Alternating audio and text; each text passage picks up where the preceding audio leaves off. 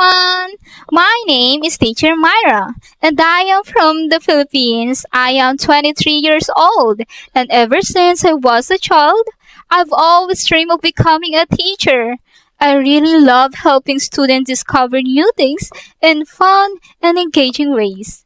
Dahil para sa akin, ang pagtuturo ay hindi lamang isang trabaho na kailangang gawin at tapusin, kundi ito ay misyon na hindi lamang dapat laanan ng oras, kundi dapat na may puso o pagmamahal.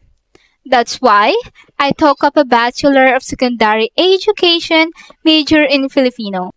Last year, I graduated from college and passed the licensure examination for teachers. If you are a student who want to learn the Filipino language, especially Tagalog and Waray, I can definitely help you.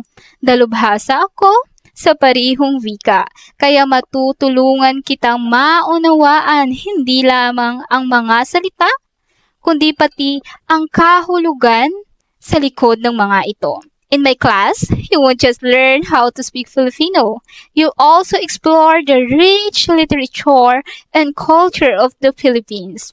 Tatalakayin din natin ang mga tula, kwento at kulturang Pilipino para mas madali mong maintindihan at maunawaan ang aming wika. The decision is up to you, whether you want to learn the language, literature, or way of life of the Filipino people. Nandito lamang ako upang tulungan ka sa abot ng aking makakaya at sisiguraduhin kong magiging masaya at makabuluhan ang ating pag-aaral.